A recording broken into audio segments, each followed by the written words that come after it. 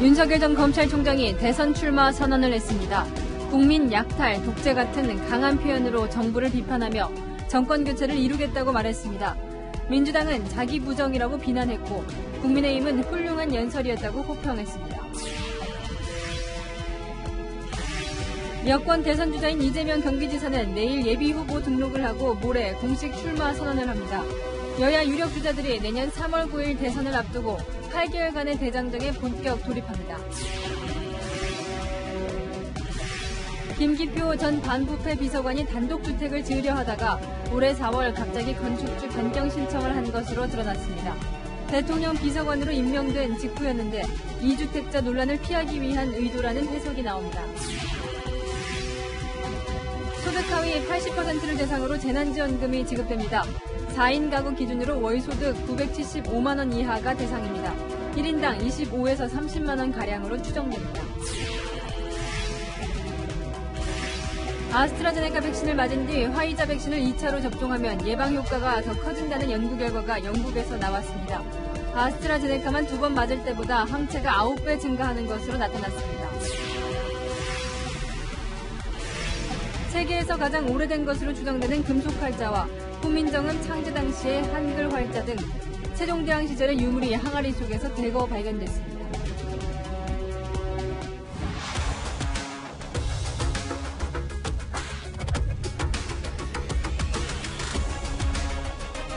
동정민입니다. 오늘 뉴스에이는 검찰총장 윤석열이 아닌 정치인 윤석열로 거듭난 첫날 소식으로 시작합니다. 문재인 정부 총장이었지만 그의 오늘 대선 출마 선언에서 강조한 핵심 단어는 8번이나 반복한 정권 교체였습니다. 10가지 중 9가지 생각이 달라도 한 가지만 같으면 함께할 수 있다고 했는데요. 그 한 가지가 바로 정권 교체였고 이 빼앗긴 국민 주권을 되찾자는 말까지 했습니다. 야권 대선 주자 1위의 정치 대비 무대이자 대선 출마 선언 모습 그 의미까지 집중 준비했습니다. 안보겸 기자가 시작합니다. 윤석열 전 검찰총장이 대선 출사표를 던졌습니다. 산업화와 민주화로 지금의 대한민국을 만든 위대한 국민, 그 국민의 상식으로부터 출발하겠습니다. 15분 길이의 기자회견문에서 정권 교체라는 단어를 8차례나 썼습니다. 정권 교체 반드시 해내야 합니다. 정권 교체를 이루지 못하면 국민들이 오랫동안 고통을 받을 것입니다. 그야말로 부패 완판 대한민국이 될 것입니다. 정권 교체를 원하는 세력은 모두 힘을 합해야 한다고 강조하기도 했습니다. 10가지 중 9가지 생각은 달라도 한 가지 생각, 정권 교체로 나라를 정상화시키고 국민이 진짜 주인인 나라를 만들어야 한다는 그 생각을 같이 하는 모든 사람들이 힘을 합쳐야 합니다. 그러면 빼앗긴 주권을 되찾아 올 수 있습니다. 정권 교체의 선봉장이 되겠다는 다짐도 했습니다. 저 윤석열 반드시 정권 교체를 이루겠다는 절실함으로 나섰습니다. 국민과 국가의 미래를 위해 모든 것을 바치고 헌신할 준비가 되었음을 감히 말씀드립니다. 정권 교체를 열망하는 모든 분들의 힘을 모아 확실하게 해내겠습니다. 정권 교체를 강조해 야권 대선 주자로서의 정체성을 분명히 하고 야권의 선두주자임을 강조한 걸로 풀이됩니다. 대선 출마 선언을 한 윤 전 총장은 국민의힘 입당 논의보다는 지방과 민생 현장을 돌아다니며 국민들과의 직접 소통을 늘려나갈 예정입니다. 채널A 뉴스 안보겸입니다. 이렇게 정권 교체를 외친 윤석열 전 총장, 문재인 정부를 작심한 듯 비판했습니다. 권력 사유화, 국민 약탈, 독재, 전제, 이게 다 문재인 정부를 지칭한 단어입니다. 부패가 완전히 판친다. 이 부패 완판 단어도 빼놓질 않았습니다. 이민찬 기자가 이어갑니다. 윤석열 전 검찰총장은 문재인 정부가 공정과 법치를 내팽개쳐 나라의 근간을 무너뜨렸다며 작심 비판했습니다. 이 정권은 권력을 사유화하는 데 그치지 않고 집권을 연장하여 계속 국민을 약탈하려 합니다. 자유가 빠진 민주주의는 진짜 민주주의가 아니고 독재요 전제입니다. 이 정권이 저지른 무도한 행태는 일일이 나열하기도 어렵습니다. 정권과 이해관계로 얽힌 소수의 이권 카르텔은 권력을 사유화하고 책임의식과 윤리의식이 마비된 먹이 사슬을 구축하고 있습니다. 문재인 정부의 정책들도 싸잡아 비판했습니다. 경제 상식을 무시한 소주성, 시장과 싸우는 주택정책,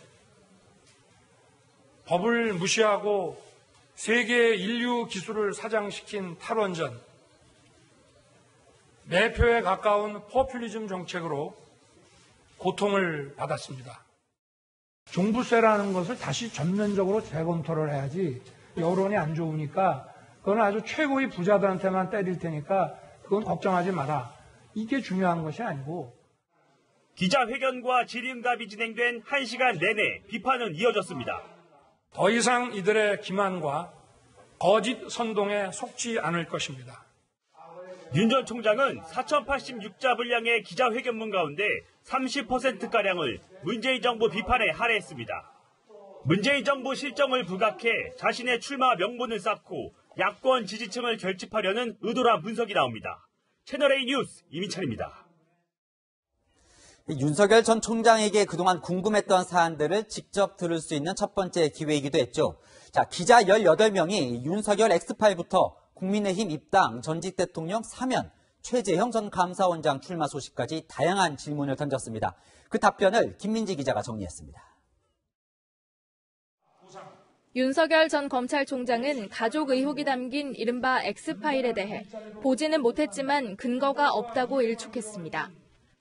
검증은 어떤 합당한 근거와 팩트에 기초해서 이루어지는 것이 맞다고 생각하고 어떤 출처불명의 또 아무 근거 없는 일방적인 마타도를 시중에 막 유포를 한다든가 하면은 이거는 국민들께서 다 판단하실 것으로 생각합니다. 재판 중인 장모를 둘러싼 각종 의혹에 대해서는 누구든 수사와 재판에 예외가 없다며 정면 돌파 의지를 밝혔습니다. 이명박, 박근혜 두 전직 대통령 사면에 대해서는 어느 정도 공감한다고 말했습니다. 두 전직 대통령의 장기 구금에 대해서 안타까워하는 국민들도 많이 있는 것으로 알고 저 역시도 어느 정도 공감하는 부분이 있다. 국민의힘 입당 가능성은 열어뒀지만 시점은 명확히 밝히지 않았습니다. 저는 자유를 굉장히 중시합니다. 그 정치 철학 면에서는 국민의힘과 제가 생각을 같이 하고 제가 지금 이 자리에서 답변 드리기 어려울 것 같습니다. 네, 죄송합니다. 대권 경쟁자에 대한 평가를 묻는 질문에는 개인적인 인연을 소개하는 것으로 피해갔습니다.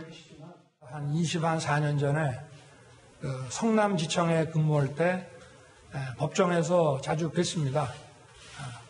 굉장히 열심히 하시고 변론도 잘 하셨던 것으로 기억이 나고. 최재형 감사원장과 비슷한 점과 다른 점은 무엇이라고 생각하시는지. 참 어려운 질문이네요. 굉장히 자상하게 이렇게 손수 커피를 갈아서 타주시던 것이 기억이 납니다. 인격적으로 참 훌륭한 분이다 하는 생각을 했고 저는 거기에 미치지 못한다. 채널A 뉴스 김민지입니다. 윤석열 전 총장과 이제는 돌아올 수 없는 강을 건넌 민주당의 파상 공세도 시작됐습니다.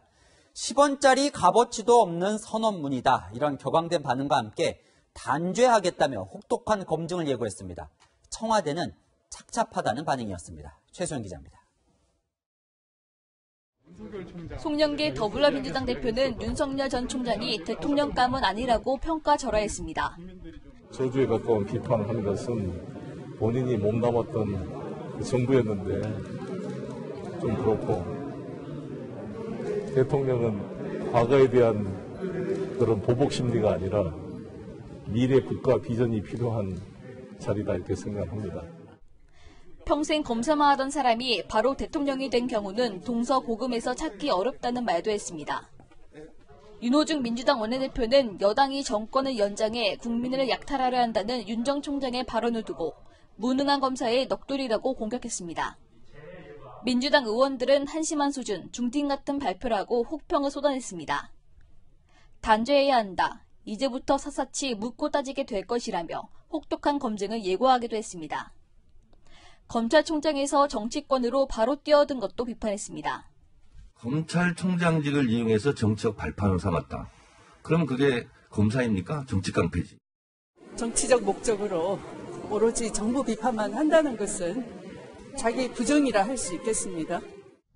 청와대 관계자는 윤 전 총장의 출마와 관련한 청와대의 공식 입장은 없을 것이라면서도 비전은 없고 현 정부 공격만 있었다. 착잡하다며 불편한 기색을 감추지 않았습니다. 채널A 뉴스 최순입니다. 또 다른 야권 대선 후보로 거론되는 최재형 전 감사원장 소식으로 이어갑니다. 어제 청와대의 사표 수리가 발표된 지 2시간 만에 이 공간을 떠났는데요. 저희 김성규 기자가 이 공간을 떠나는 최 전 원장을 만났습니다. 어제 전격 사퇴한 최재형 전 감사원장이 문재인 대통령의 사표 수리 발표 2시간 만에 가족들과 공관을 떠났습니다. 속전속결로 공간을 비운 겁니다.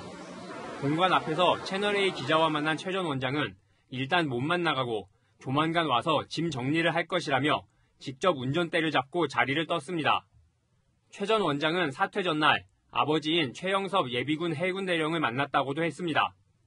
여러 가지 말씀하셨어요. 신중하게 판단해라는 말씀도 하시고요. 한국전쟁 영웅인 최 대령이 아들의 정치 참여에 여전히 미온적인 것으로 풀이됩니다. 문 대통령의 비판에는 말을 아꼈습니다. 문 대통령은 감사원장의 임기 보장은 정치적 중립성을 지키기 위한 것으로 최재형 전 감사원장은 바람직하지 않은 선례를 만들었다며 아쉬움과 유감을 표했습니다. 대통령께서 한 말씀 하셨는데 혹시 보셨는지요? 최 전 원장은 어제 감사원 내부 게시판에 임기를 다하지 못해 미안하다. 남은 분들이 감사원을 더 발전시켜달라는 고별사를 남겼습니다. 청와대와 정부는 최 전 원장의 행보에 연일 날선 반응을 보이고 있습니다. 정부 고위 관계자는 임기를 안 채운 것은 분명히 잘못이라며 중립성과 독립성을 담보할 인사로 후임자를 임명할 것이라고 밝혔습니다. 후임 인사를 늦추지 않겠다는 겁니다. 하지만 새 감사원장은 임기 대부분을 다음 정권과 함께 해야 하는 만큼 임명을 하든 안 하든 논란은 이어질 것으로 보입니다. 채널A 뉴스 김성규입니다. 더불어민주당에선 이재명 경기지사가 모레죠. 7월 1일 대선 출마를 공식 선언하는데요. 오늘 민주당 후보들 이 행보를 살펴보면요. 다른 후보들은 이게 함께 움직이는데 이재명 지사만 나홀로 행보를 하고 있습니다. 김철웅 기자 보도 보시고 정치인 윤석열의 하루를 다른 기자와 살펴보겠습니다. 더불어민주당에서 가장 먼저 대선 예비 후보로 등록한 최문순 강원도지사의 출판 기념회. 이낙연 전 대표, 추미애 전 장관, 김두관, 박용진 의원과 양승조 충남도지사까지 민주당 대선 주자들이 참석해 축하를 건넸습니다. 이낙연 전 대표는 후보 단일화에 대해서도 가능성을 열어놨습니다. 생각을 같이 하는 후보들이라면 연대하는 것이 당연하다고 생각을 합니다. 그리고 그런 연대가 경선의 역동성을 높이는 데 도움이 될 수 있다. 다음 달 5일까지 단일화에 합의한 정세균 전 총리와 이광재 의원은 함께 봉하마을을 찾아 노무현 전 대통령 묘역을 참배했습니다. 반면 민주당 내 지지율 선두를 달리는 이재명 지사만 나홀로 행보에 나서고 있습니다. 정부가 난색을 보이고 있는 전국민 재난지원금 지급을 재차 주장했고 수도권에 백신을 우선 접종할 수 있게 해달라고 공식 제안하며 정책적 선명성을 부각했습니다. 수도권 통해서 밀집한 영역에 우선 접종이 가능하도록 정책적 고민을 해주십사 말씀을 드립니다. 이 지사는 내일 후보 등록을 한 뒤 모레 오전 온라인으로 공식 출마를 선언하고 고향인 경북 안동을 찾을 예정입니다. 당 경선보다는 본선을 염두에 두고 보수 지지세가 강한 대구 경북 지역을 공략하겠다는 겁니다. 이 지사 측은 윤석열 전 총장 출마 선언과 관련해 벼락 승진으로 인한 불공정 수혜자가 공정을 말하는 건 도의가 아니지 않냐며 미래 청사진도 없었다고 혹평했습니다. 채널A 뉴스 김철웅입니다. 윤석열 전 검찰총장의 정치 데뷔 무대, 그 현장을 다녀온 정치부 송찬욱 기자와 좀 짚어보겠습니다. 윤 전 총장을 지지하든 반대하든 어쨌든 첫 번째 이제 데뷔 무대다 보니까 관심이 많았을 것 같은데요. 발언이 예상보다 셌습니다. 네, 현장에서 들으면서 상당히 센 발언을 한다 이런 생각을 했는데 오늘 기자회견은 이 관통하는 이 키워드라고 할 거예요. 이 핵심 키워드 반문 이걸 꼽을 수 있을 것 같습니다. 문재인 정부에 대해서 분노, 약탈, 독재 등의 단어를 써가며 비판을 했는데요. 특히 문재인 대통령의 취임사 중 가장 유명한 이 문구 거론을 했습니다. 기회는 평등할 것입니다. 과정은 공정하며 결과는 정의로울 것입니다. 특권과 반칙이 없는 세상을 만들겠습니다. 특권과 반칙이 없는 나라를 만들겠다고 약속했습니다. 우리 모두 똑똑히 기억하고 있습니다. 그런데 그동안 어땠습니까?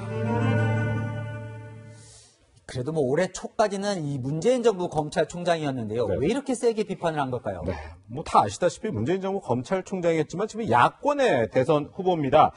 이렇게 지금 출사표를 내니까 이 문재인 정부를 비판하는 건 어떻게 보면 당연한 일일 수 있을 텐데요. 아주 세게 비판한 것은 여러 야권 주자들 가운데 자신이 중심에 있다 이런 것을 보수층에게 각인시키기 위한 것으로 보입니다. 또 문재인 정부의 등을 돌린 진보층까지 아우르기 위해 센 비판을 쏟아낸 것이란 분석도 있습니다. 네, 두 번째 키워드도 한번 짚어보죠. 뭘까요? 네, 두 번째 키워드 국힘입니다. 사실 이 국힘이라는 게 공식 약칭은 아닌데요. 국민의힘 윤종 총장이 오늘 얘기를 하면서 국힘이라고 좀 부르기도 했습니다.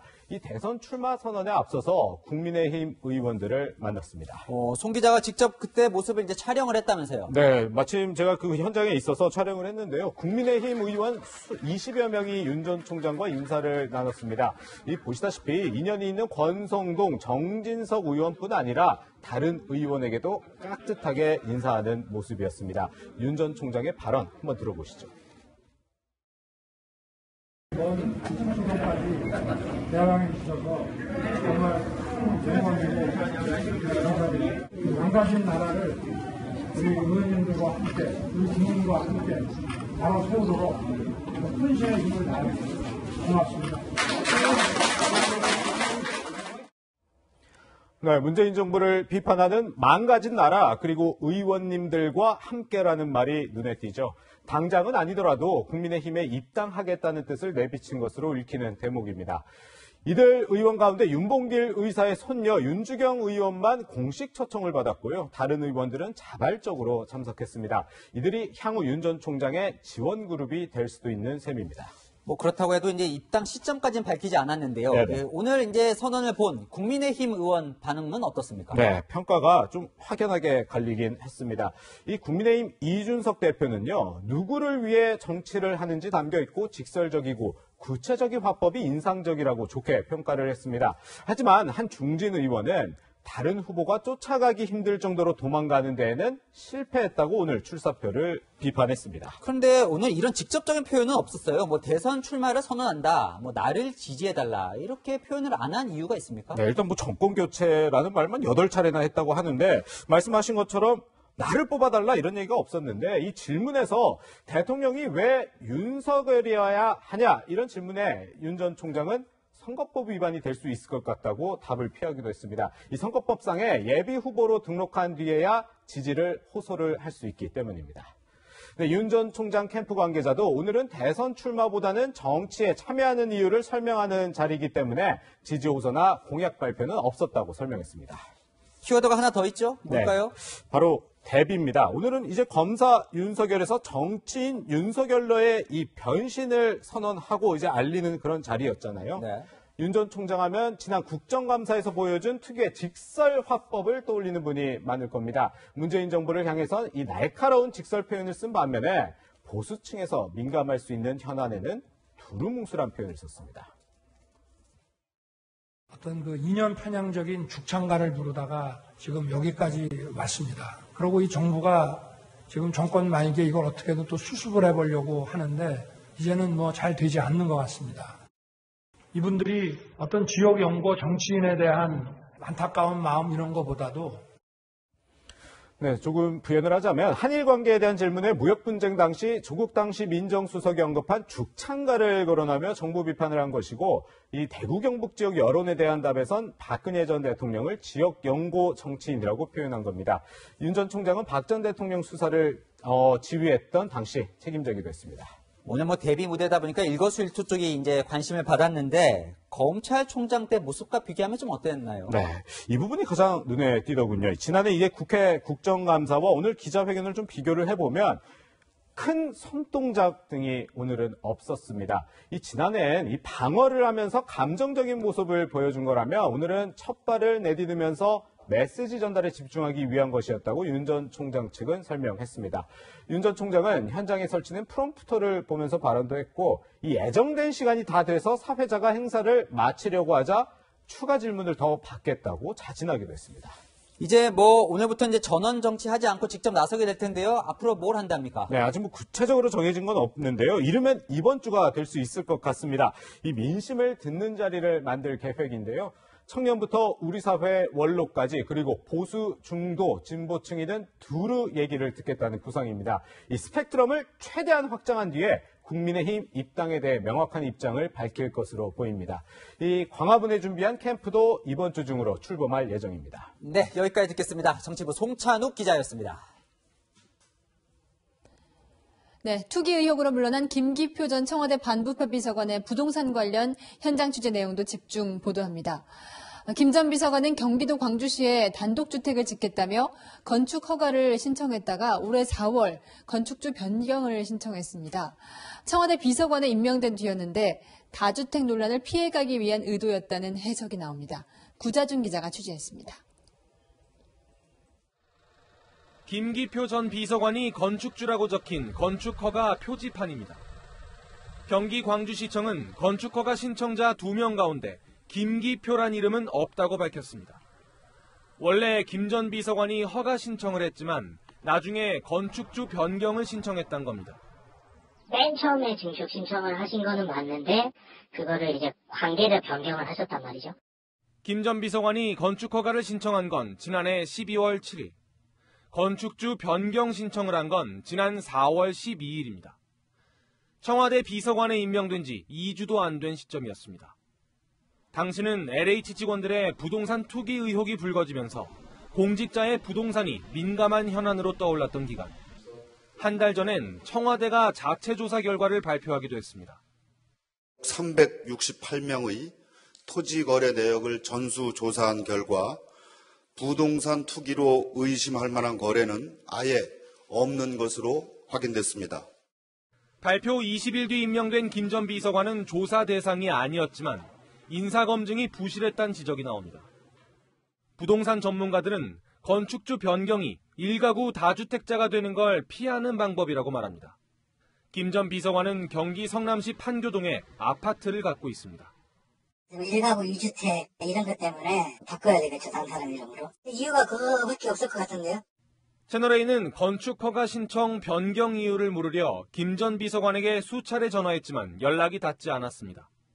채널A 뉴스 구자준입니다. 네. 인근에 개발 호재가 터졌던 이곳 경기도 광주시 송정동에 김기표 전 비서관이 소유한 땅은 3개 필지입니다.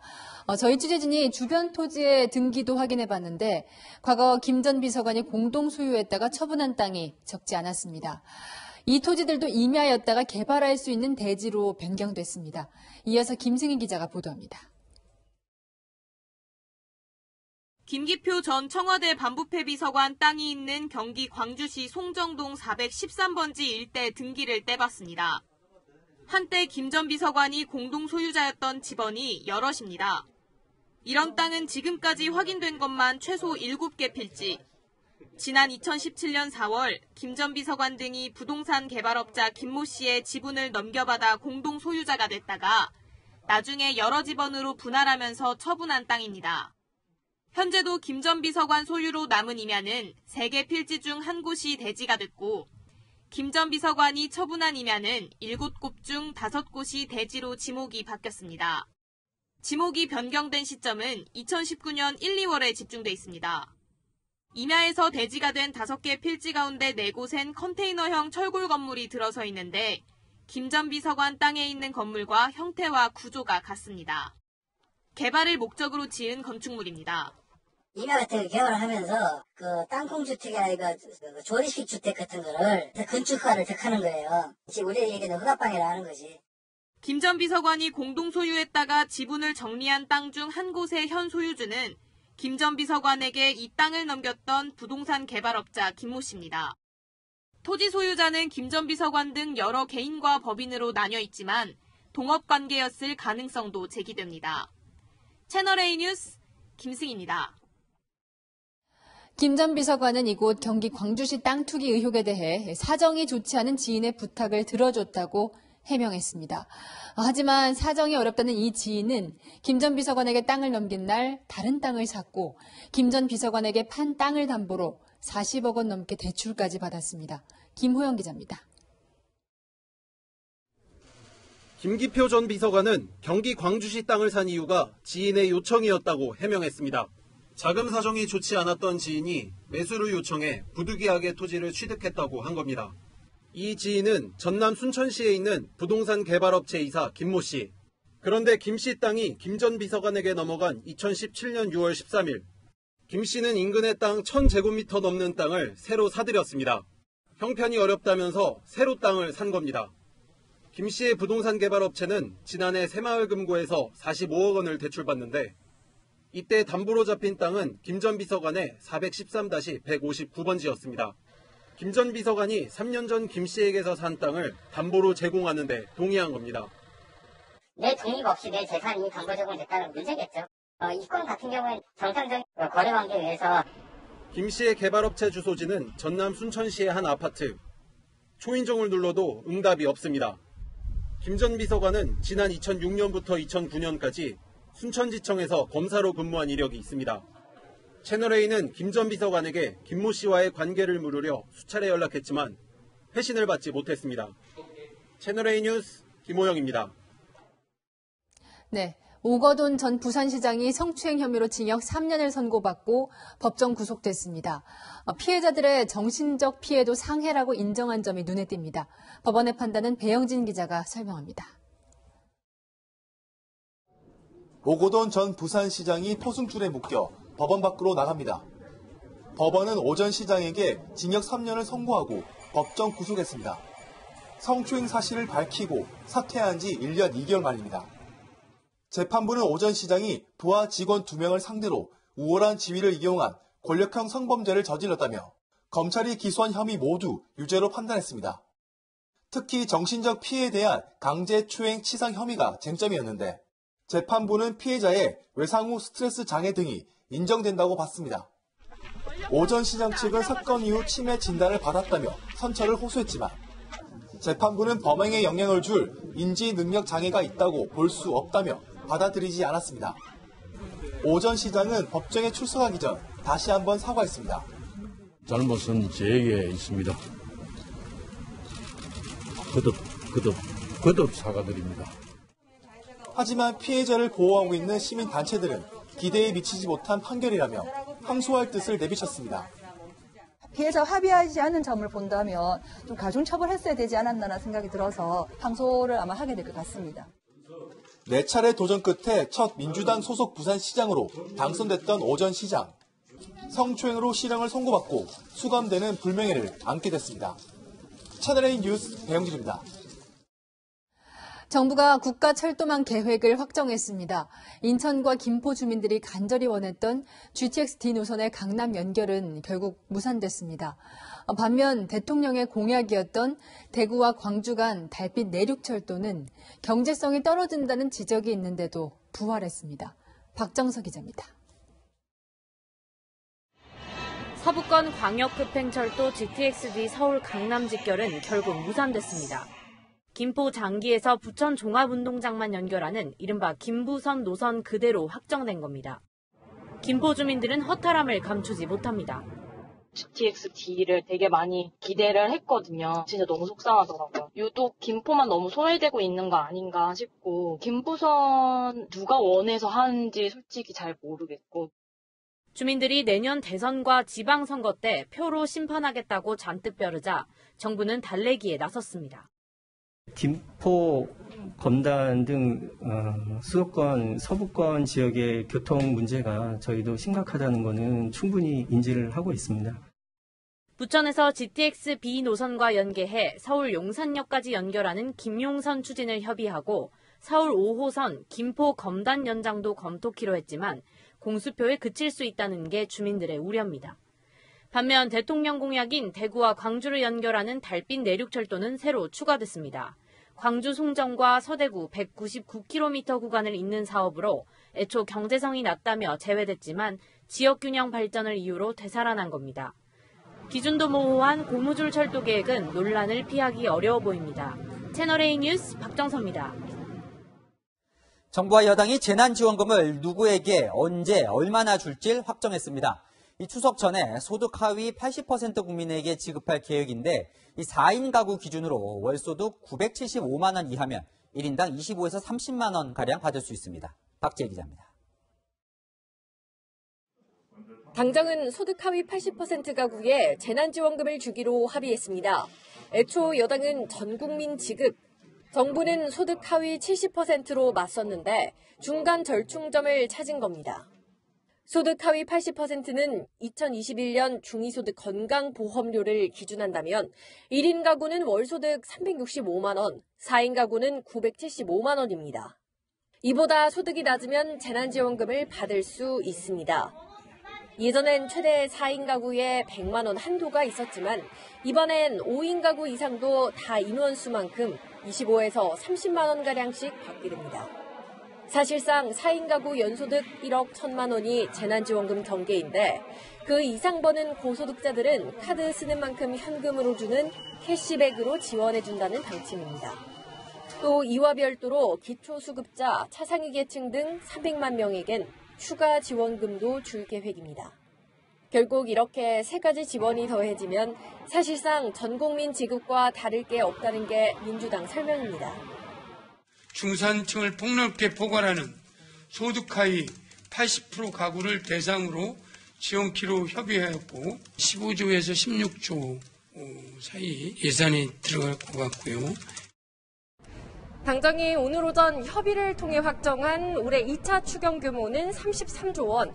이 단순 규모로는 지난해 3차 추경이 더 크지만 세출 증액만 놓고 보면 역대 최대 규모입니다.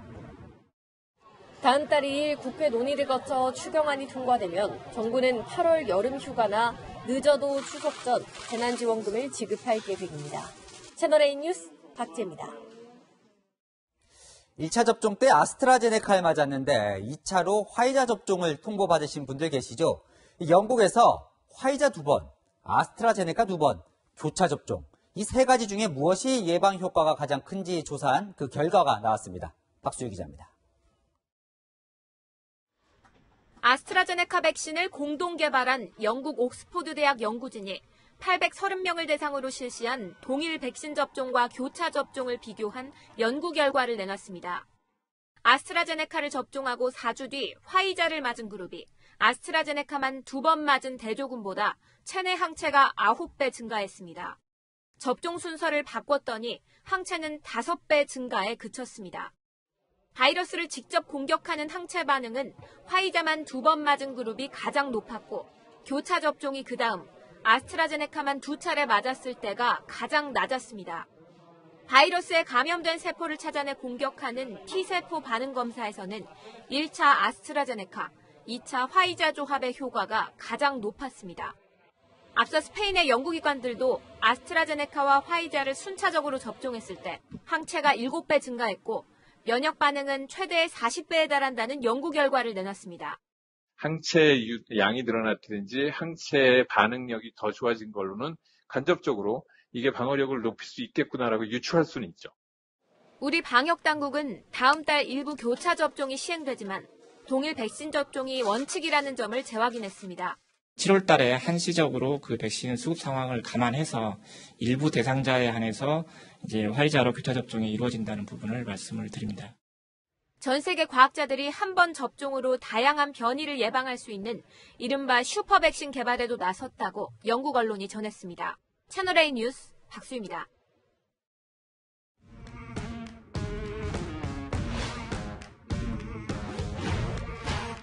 여랑야랑 정치부 이동훈 기자와 함께합니다. 첫 번째 주제 보여주시죠. 네. 누구와 SNS일까요? 네, 윤석열 전 총장이 본인을 성렬이형이라고 소개하며 SNS를 시작했습니다. 정치하면 SNS를 안 할 수가 없겠죠. 그런데 잠시 비공개로 전환을 했다면서요? 네, 정식으로 시작하기 전에 시험 삼아 올렸다가 비공개로 바꿨는데요. 추가 작업 후 조금 전에 다시 공개했습니다. 자, 한번 볼까요? 네. SNS 모습인데 프로필 사진 보니까요. 윤 전 총장 개를 키우나 보죠? 네, 측근들에 따르면 윤 전 총장은 4마리의 반려견과 3마리의 반려묘를 키운다는데요. 특히 9년 전 유기견 보호센터에서 입양한 장애견이 화제인데 이름이 토리입니다. 공교롭게도 문재인 대통령이 청와대에서 키우고 있는 퍼스트도그와 이름이 같습니다.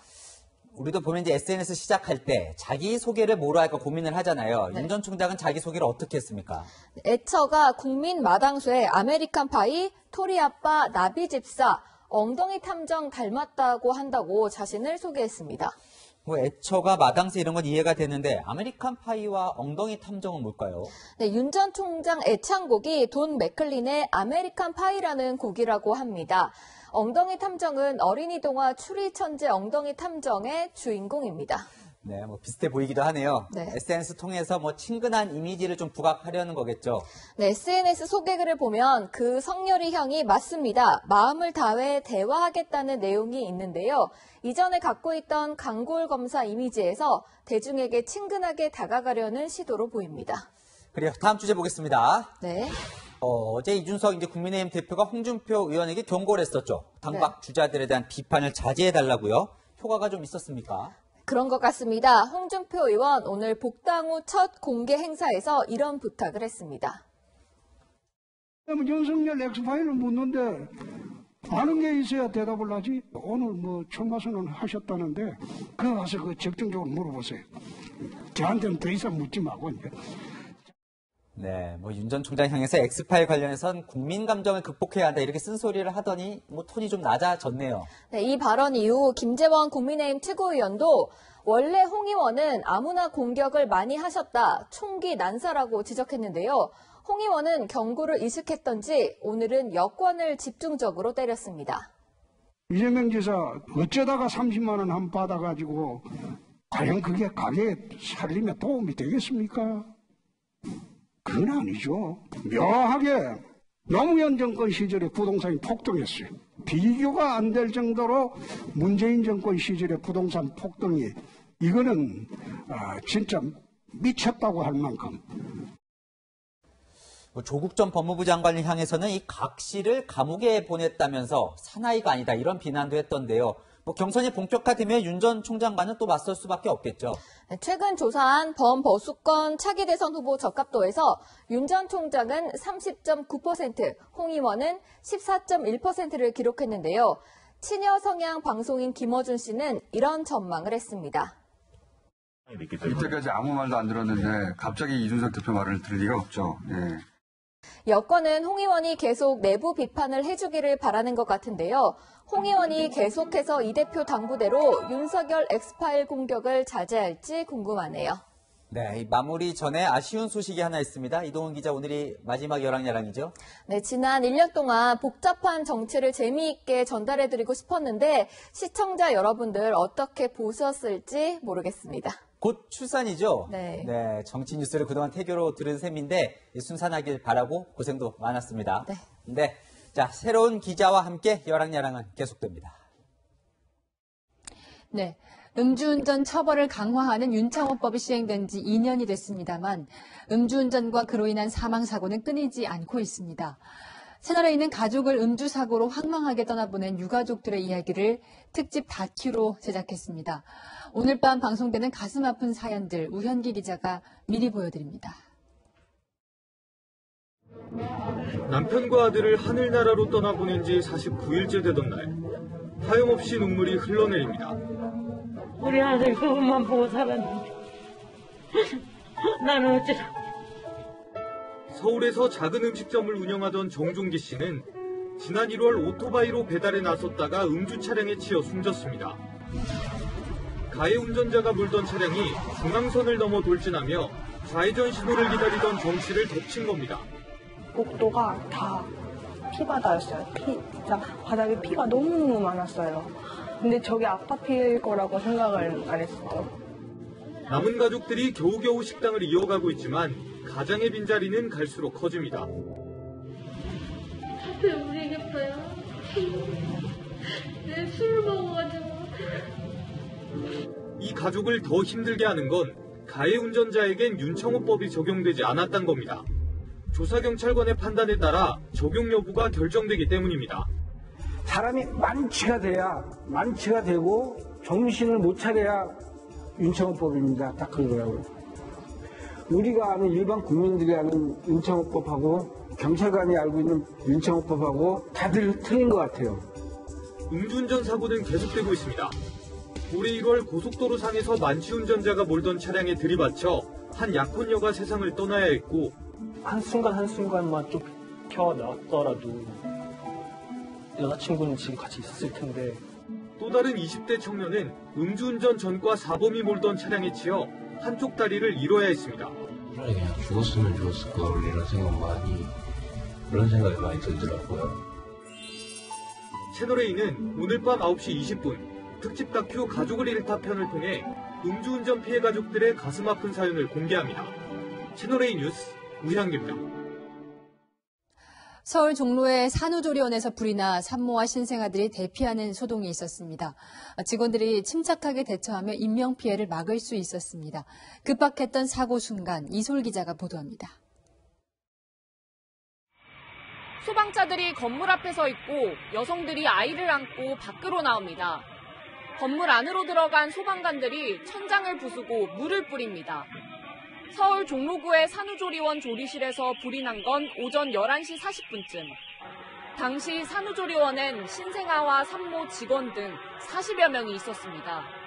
자칫 큰 피해로 이어질 뻔한 상황이었지만 직원들의 침착한 대처로 인명피해는 없었습니다.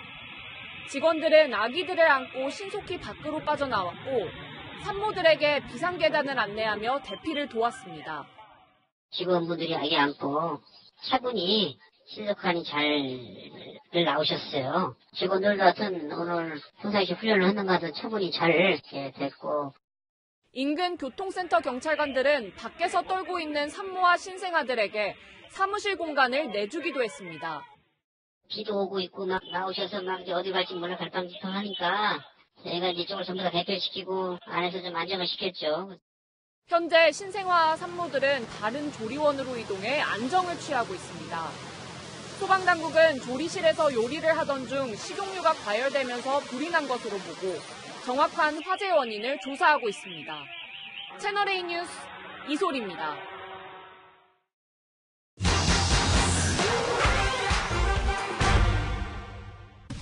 불길이 치솟습니다. 소방대원들 진화의 한창이죠. 오늘 오전 울산 상가 화재로 소방관 5명이 부상을 당했는데요. 이렇게 화재 현장에 투입되는 소방관들 다치거나 유해물질에 노출될 위험 높은데요. 공무 중 부상은 스스로 입증해야 한다는데 알아봤습니다. 먼저 세계보건기구 산하 국제암연구소는 소방관의 직업적 활동을 암 유발 가능성이 있는 그룹으로 분류합니다. 미국에서는 1950년부터 2009년까지 3만 명의 소방관을 추적 연구했는데 일반인보다 암 진단 9% 높고 암 관련 사망도 14% 높다는 결과가 나왔죠.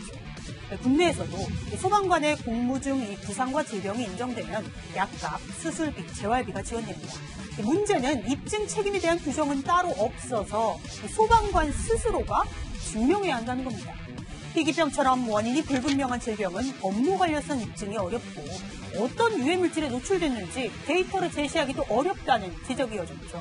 이 때문에 2016년부터는 희귀암 등 특수 질병에 걸리면 전문기관 조사를 통해 입증 책임의 부담을 줄여주는 제도가 도입됐는데요.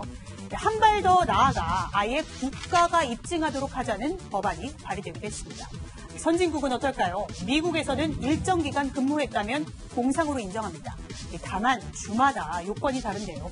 펜실베이니아주는 4년 이상 근무에 1등급 발암물질이 원인인 암, 워싱턴주는 10년 이상 근무, 또 호흡기 질환이나 암 등을 인정해줍니다.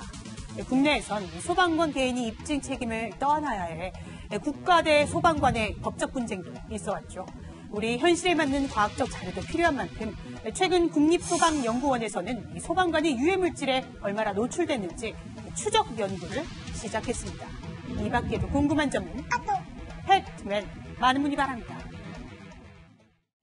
네, 서울 인사동 한복판에서 세계가 깜짝 놀랄 만한 유물이 대거 나왔습니다.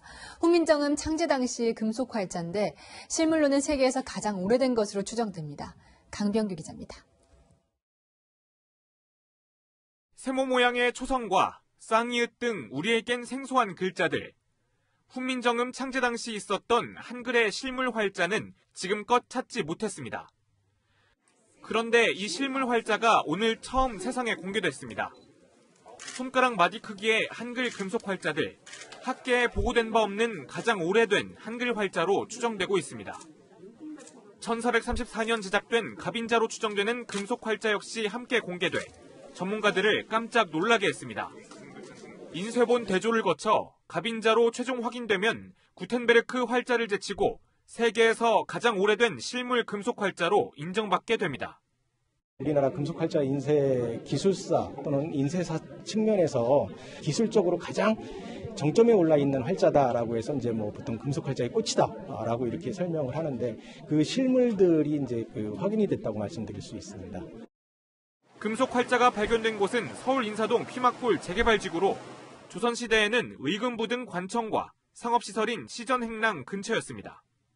발굴 위치가 주물공장이 아닌 민가로 추정되는데 누군가 돈벌이를 위해 항아리에 담아 땅속에 묻은 것으로 보입니다. 이번에 활자와 함께 세종실록 기록으로만 전해지던 주야간 천문시계 일성정시 등 세종시대의 유산들도 대거 발굴돼 수준 높았던 당시의 과학기술을 복원할 실마리가 마련됐습니다. 채널A 뉴스 강병규입니다.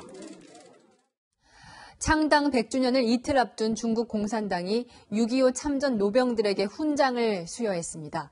6.25 역사를 이용해 반미정서를 키우고 있습니다. 베이징에서 사공성근 특파원입니다. 공안들의 철통 경호 속에 버스가天安门 광장 앞을 지나 베이징 인민대회당으로 향합니다. 중국 공산당 100주년을 기념해 7일 훈장을 받는 29명이 시진핑 주석과 함께 입장합니다. 미국에 대항해 북한을 도왔다는 뜻의 항미 원조전쟁에서 공을 세운 3명도 포함됐습니다. 군복을 입은 채 휠체어를 탄 92세 왕잔산이 시진핑 주석으로부터 훈장을 받습니다. 왕잔산, 战功赫赫的百战老兵，志愿军2级战斗英雄。 왕잔산은 휴전 직전인 지난 1953년 7월 강원도 금성 전투에 참전해 우리 군 400여 명의 목숨을 앗아간 공로로 북한에서도 1급 훈장을 받았습니다. 廉洁奉公的高尚品质和崇高精神。 시 주석은 청렴 결백을 강조하기도 했습니다. 시 주석이 장기 집권을 위해 대규모 부패 척결에 나설 것이라는 관측이 나옵니다. 베이징에서는 100주년 분위기를 띄우기 위한 대규모 문화 행사도 시작됐습니다. 만리장성에는 100주년을 기념하는 조명이 켜졌고 상하이와 광저우 등 대도시의 야경들도 모두 100주년을 기념하고 있습니다. 베이징에서 채널A 뉴스 사공성근입니다.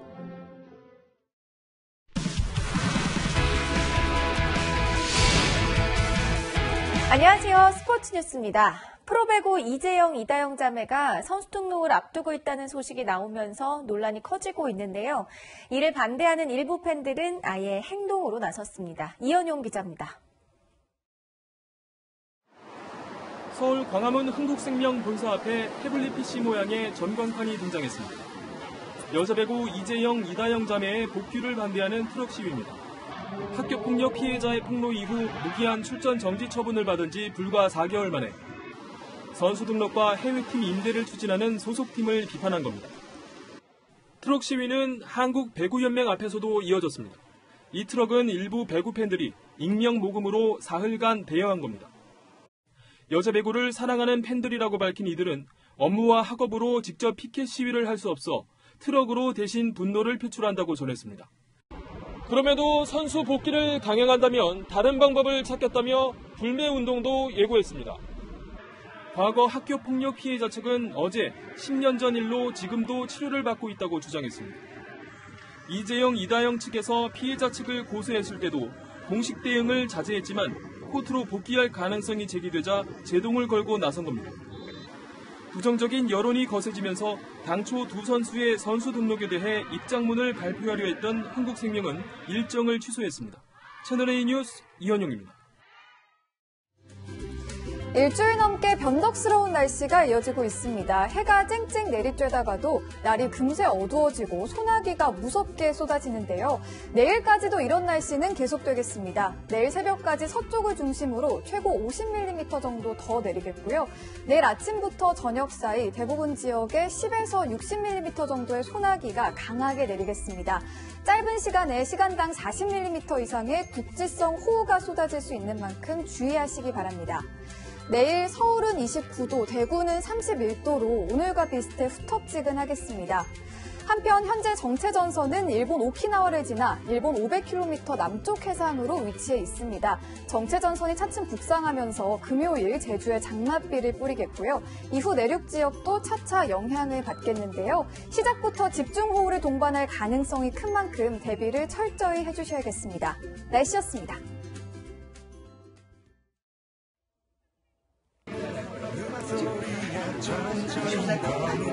인여적이기 때문에 이만큼 할 수 있었다라는 거를 기억해 주셨으면 좋겠습니다. 선생님께서 축하드리고요. 배우 윤여정을 연기 장인이라고 부릅니다. 50년 넘게 쌓은 연기 내공을 후배들은 존경하죠. 정치는 반대입니다. 요즘 정치권에서 가장 뜨거운 인물들인데요.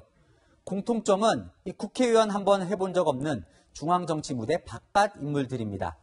오랜 정치 경력이 왜 국민들의 존경을 받기 힘들어진 건지 정치인 스스로 좀 돌아보면 좋겠습니다. 오늘의 한마디는 정치 구단은 있어도 정치 장인은 없다로 하겠습니다. 오늘 뉴스 여기까지입니다. 내일도 뉴스입니다.